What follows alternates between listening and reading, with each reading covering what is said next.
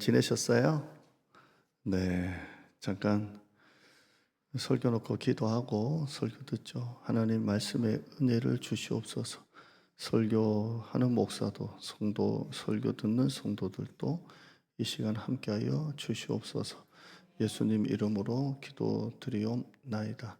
아멘. 우리 수요일날 큐티 기억나세요? 그 에서의 족보 나왔잖아요. 에서의 족보. 근데 사실 이 에서는 축복을 뺏겼잖아요. 야곱에게 축복을 뺏겼는데 너무 잘 된단 말이에요. 그러니까 우리 그 한 장 전체가 다 그 에서의 족보인데요. 그러니까 우리 그때도 봤지만 이스라엘은 아직 왕정 시대가 아니었을 때 사울 왕은 수백 년 뒤죠. 그런데 벌써 에서의 밑에 후손들은 벌써 왕정 시대로 들어가 있죠. 왕정 시대입니다.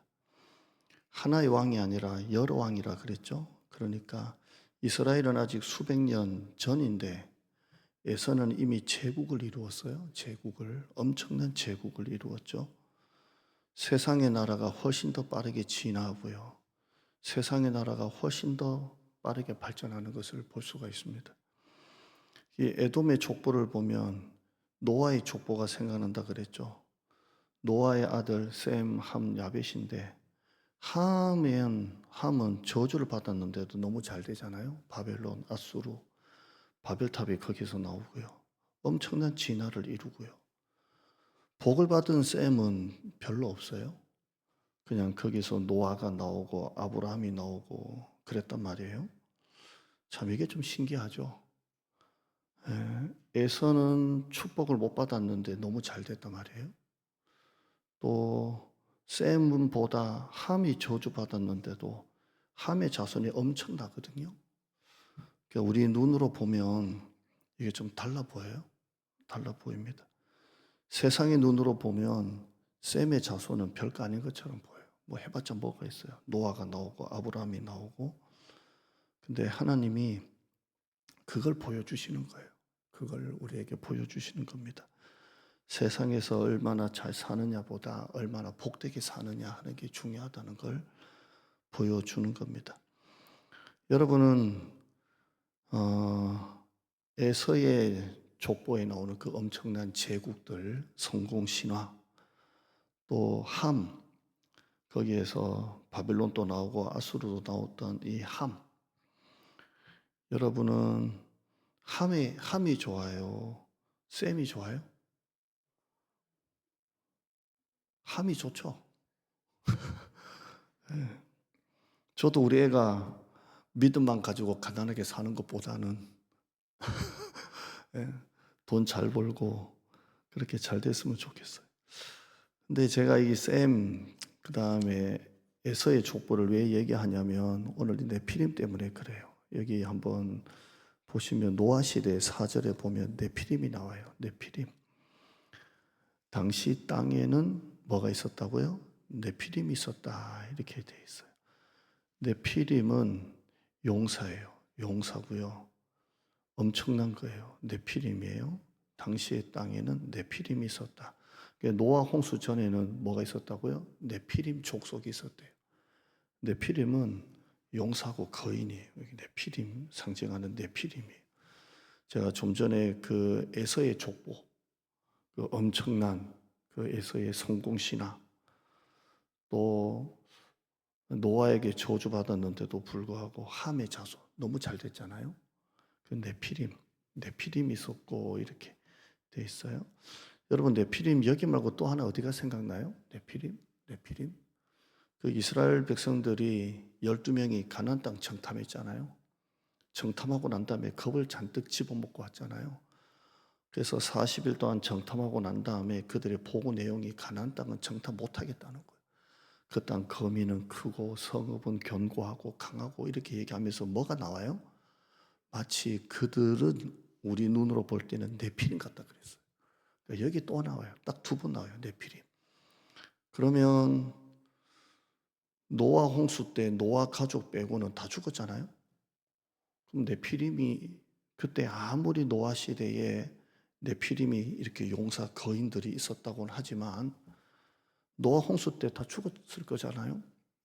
근데 왜 그 이스라엘 백성들 12명의 정탐꾼이 가나안 땅을 40일 보고 난 다음에 네피림을 봤다고 할까요?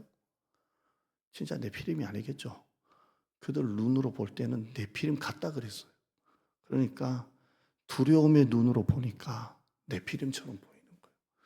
여러분, 우리가 세상을 바라볼 때 교회는 너무 처져요. 지금 이 에서의 자손들은 이스라엘은 지금 출애굽 시대, 광야 시대임에도 불구하고 에서는 벌써 왕들이 세워지잖아요.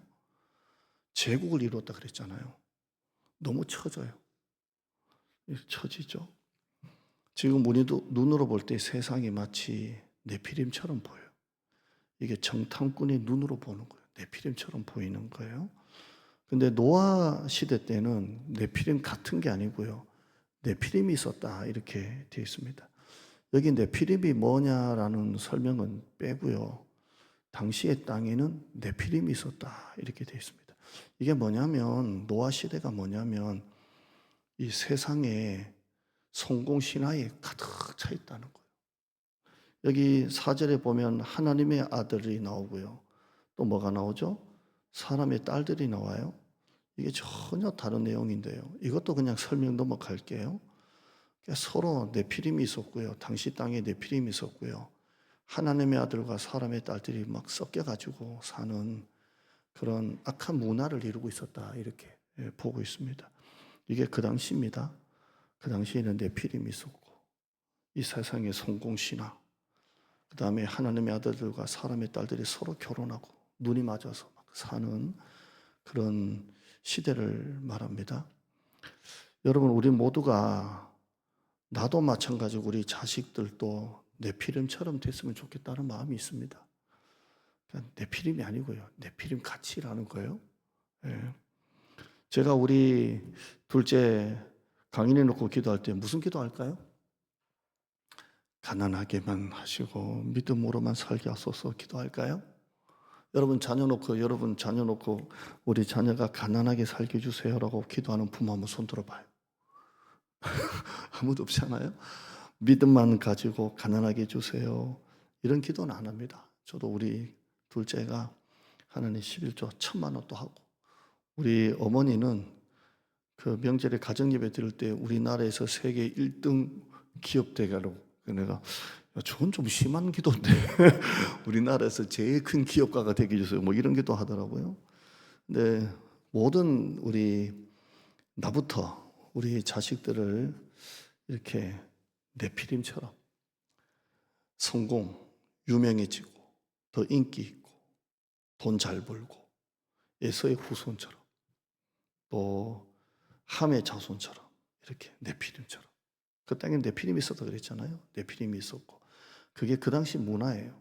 돈, 성, 권력, 이게 노아 시대예요. 죄악이 가득했다 되어 있어요. 죄악이 가득했다 이렇게 되어 있죠.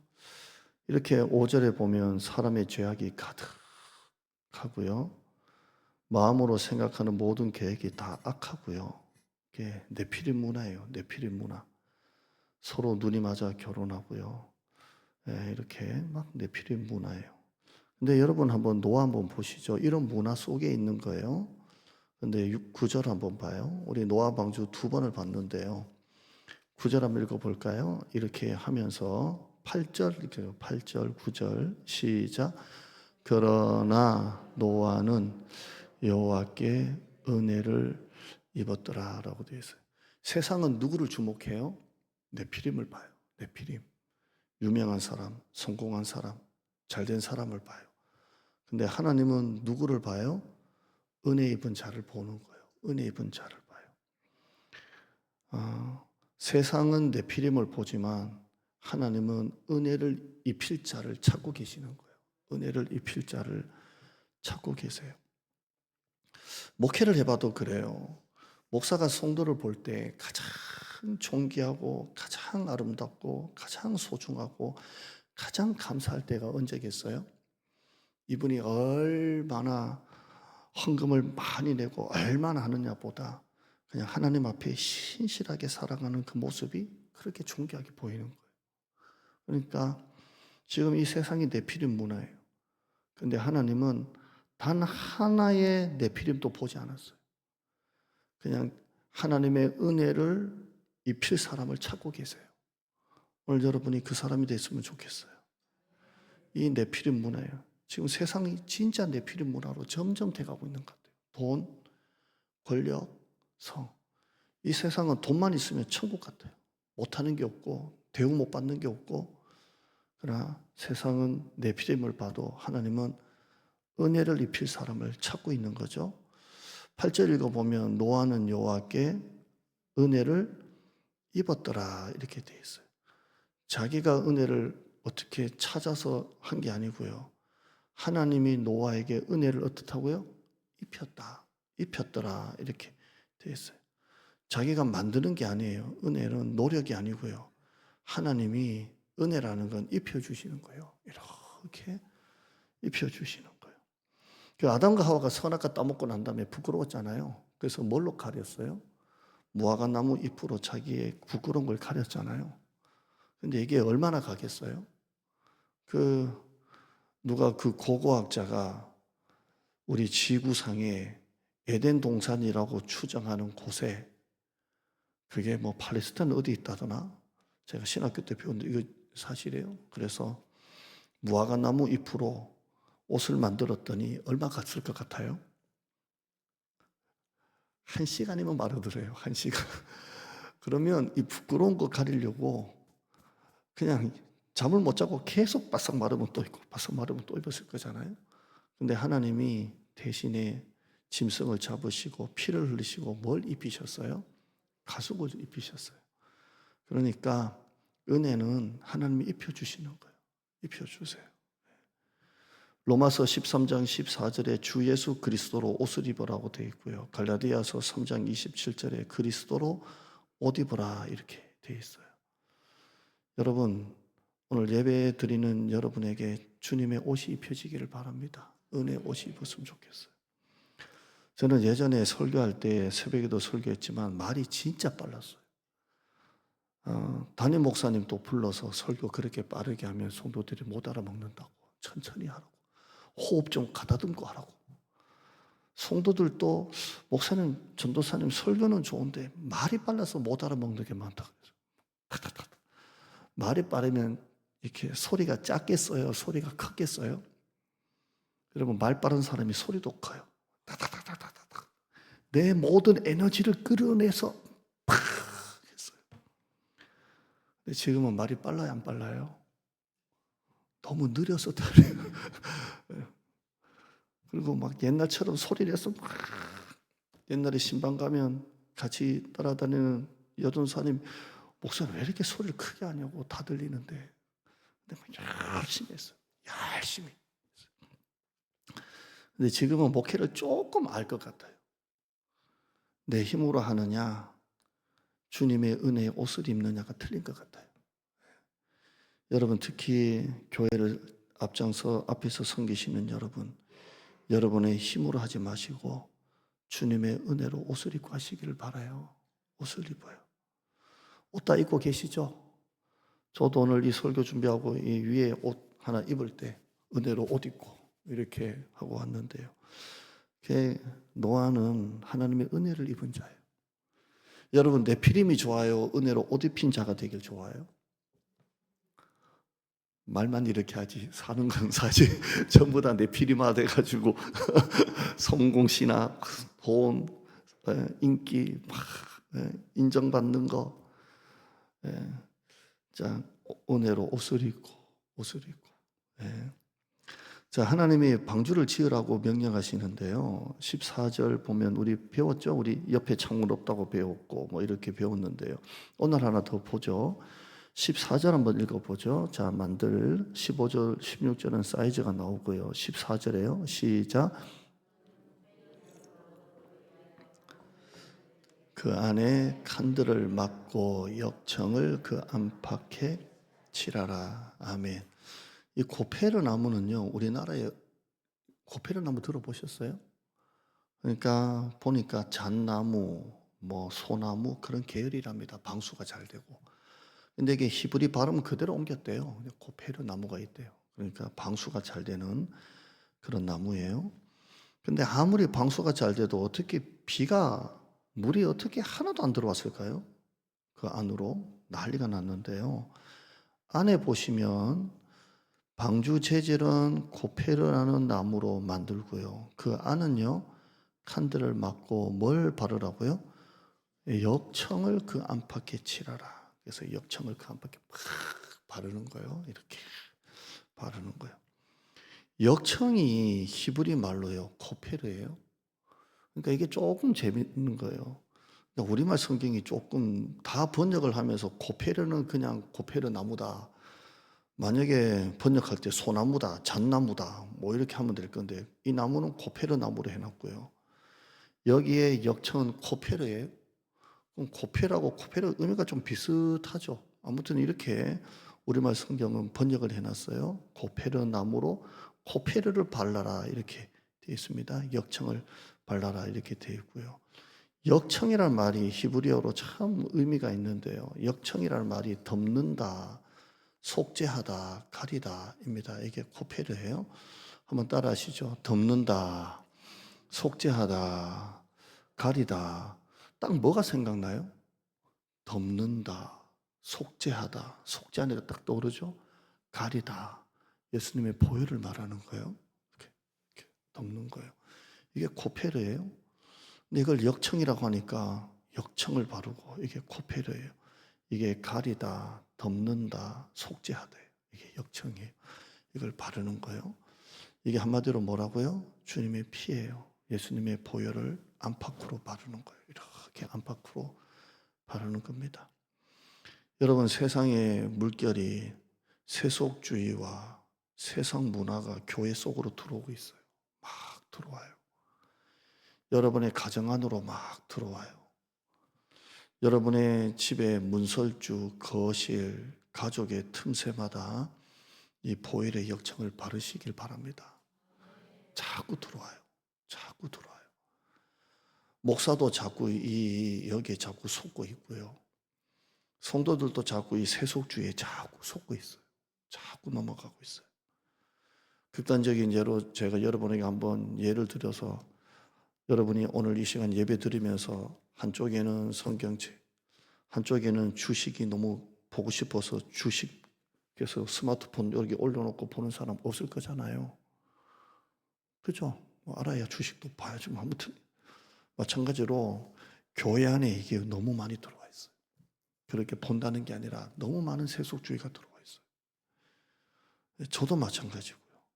저는 제 동기가 저보다 더 큰 교회 하는 꼴을 못 봐요. 아멘. 제 안에 또 네피림이 들어와 있다니까요. 네, 네피림. 이게요, 세상 문화 교회가 막 들어오고 있다. 그래서 제가 그 에서의 족보를 설교하면서 설교 제목이 진짜 같은 가짜였잖아요. 에서의 족보는 저주받은 에서의 족보가 너무 잘 돼요. 벌써 이스라엘이 왕정 체계 수백 년 전에 그들은 왕정 체제를 이루고 제국을 이루었으니까. 그런데 이게 가짜인데 진짜 같은 가짜라는 거예요. 오늘 저와 여러분이 여기에 우리 가정을 지키기를 바랍니다. 보혈의 역청을 발라야 돼요. 여러분, 제사장이 그 제사 드릴 때 피를 뿌리잖아요. 뭘로 뿌려요?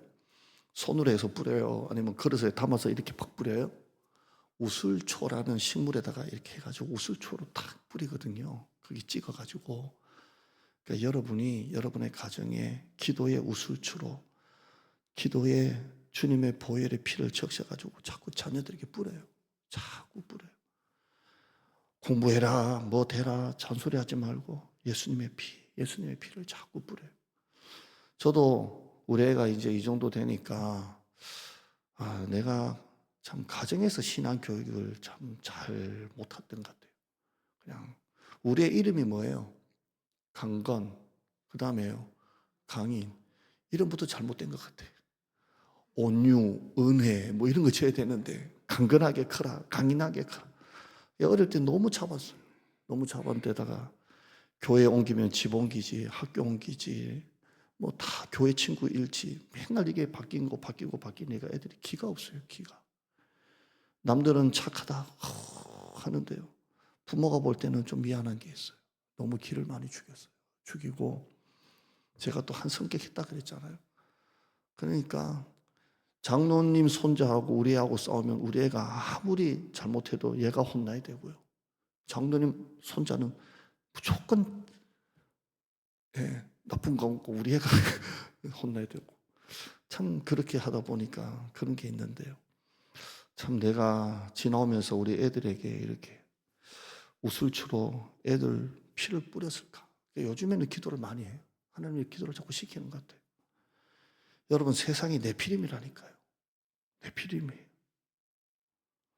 우리 큰애가 큰애 그 교회 부교육자가 우리 교회 설교 들을 일 없지만 부목사님이 3명인데 한 분이 주식을 하더만요.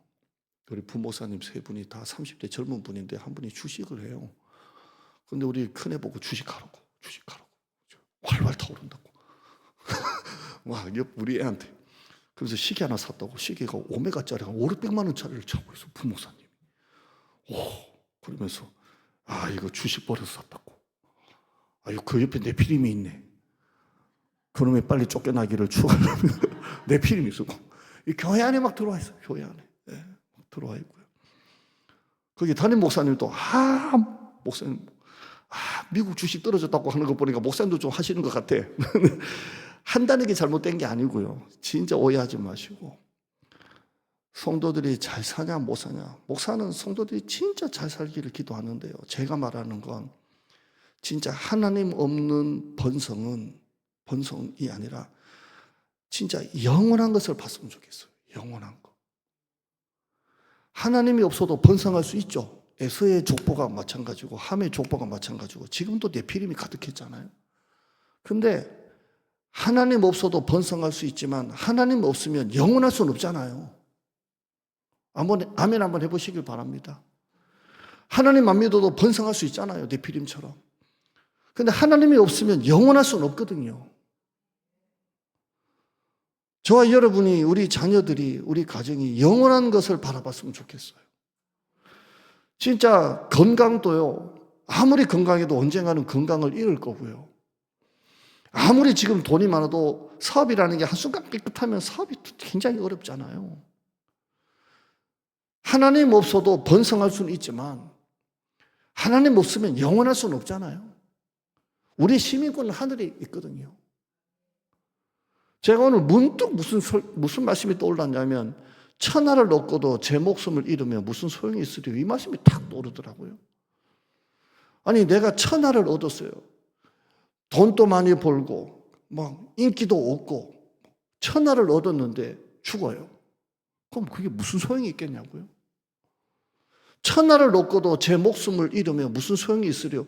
이건 예수님의 제자나 바울이 한 말이 아니라 주님의 말씀이잖아요. 천하를 얻고도 제 목숨은 누구 목숨이에요?